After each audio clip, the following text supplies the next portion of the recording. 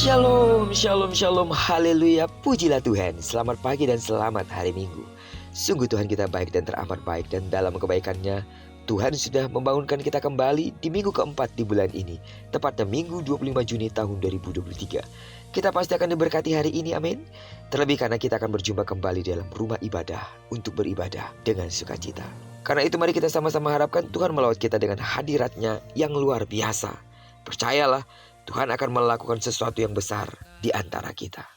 Karena itu, persiapkan hidupmu, bawa persembahan dan penyembahan terbaikmu kepada Tuhan. Terlebih, persiapkan hatimu untuk diisi oleh kebenaran firman yang akan mengubahkan, meneguhkan, dan membuat kita semakin paham apa yang harus kita kerjakan sebagai orang yang telah menerima kasih karunia Allah. Amin. Baiklah, sebelum kita lebih jauh mempersiapkan diri kita untuk beribadah, mari kita landasi hidup kita dengan mendengarkan firman Tuhan dari pembacaan Alkitab 1 hari 1 pasal dari bacaan 6 hari bersama kitab Efesus. Dan hari ini kita sudah berada di hari yang ketiga, maka kita akan membaca kitab Efesus pasal ketiga, ayat pertama sampai dengan ayat yang ke-21. Judul renungan kita hari ini, Rahasia Ilahi yang Disingkapkan. Sebagai pengantar renungan ini, saya akan coba bacakan untuk kita ayat yang ke-8 sampai dengan ayat yang ke-9. Kepadaku yang paling hina di antara segala orang kudus telah dianugerahkan kasih karunia ini, untuk memberitakan kepada orang-orang bukan Yahudi kekayaan Kristus yang tidak terduga itu, dan untuk menyatakan apa isinya tugas penyelenggaraan rahasia yang telah berabad-abad tersembunyi dalam Allah yang menciptakan segala sesuatu. Injil adalah kekuatan Allah yang menyelamatkan. Itulah pernyataan iman dan keyakinan Paulus. Paulus tidak hanya sekedar berbicara, namun ia mengalami bagaimana Injil itu adalah kekuatan Allah. Injil itu telah mengubah hidupnya. Bahkan Allah melibatkannya untuk memberitakan Injil tersebut. Paulus merasa bahwa dia tidak layak karena ia sadar dirinya terlalu hina untuk dipakai Tuhan sebagai pemberita rahasia agung yang disingkapkan itu. Rahasia itu adalah janji Allah mengenai keselamatannya dalam Yesus Kristus bagi orang Yahudi maupun non-Yahudi agar menjadi umat yang baru bagi dirinya sendiri.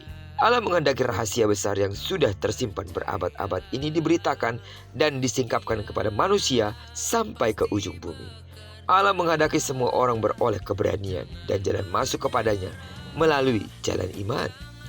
Dalam kasih karunia Allah, setiap orang beroleh kekuatan untuk melakukan kehendaknya. Persoalan yang dihadapi tidak lagi membuat orang percaya menjadi tawar hati, sebab Allah bermaksud memakai itu untuk menjadi alat kemuliaan dalam hidup iman.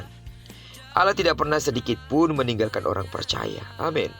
Persoalannya, apakah setiap orang menghayati dan mengakui bahwa memberitakan Injil adalah kasih karunia Allah, sehingga dengan kasih yang tulus kita mau memberi diri untuk dipakai oleh Tuhan. Saudara, lewat pembacaan kita hari ini, kita diingatkan bahwa hidup ini adalah kesempatan untuk memberitakan Injil yang adalah kekuatan Allah yang menyelamatkan.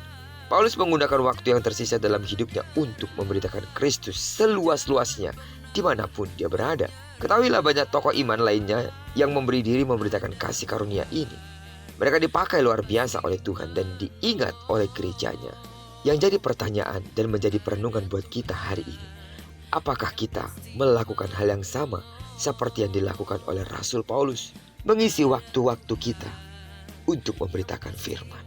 Tidak ada seorang pun di antara kita yang dapat berdalih kita tidak bisa memberitakan firman dengan alasan kurang fasih, tidak mengerti dan tidak tahu caranya.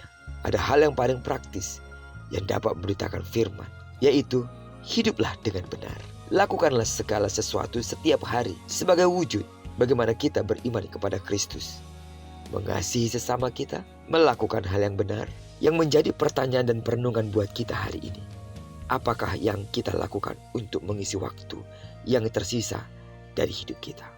Pakailah waktu yang singkat untuk kekekalan, yaitu mengabarkan rahasia ilahi dengan penuh kuasa dan kasih. Percayalah, pengurapannya selalu bersama dengan kita. Terpujilah nama Tuhan. Kiranya perenungan kita pada pagi hari ini menghantarkan kita untuk mempersiapkan diri beribadah kepada Tuhan. Beribadah dengan penuh sukacita. Beribadah dengan mempersembahkan yang terbaik kepada Tuhan. Diberkatilah kita di sepanjang hari ini. Digenapi firman yang telah berjanji bahwa apa yang dikerjakan tangan kanan dan tangan kiri kita dibuatnya berhasil. Amin. Kemanapun kaki kanan dan kaki kirimu melangkah, sidang jemaat Tuhan yang akan menuju rumah Tuhan, Tuhan akan mengurapi dan memberkati perjalanan saudara.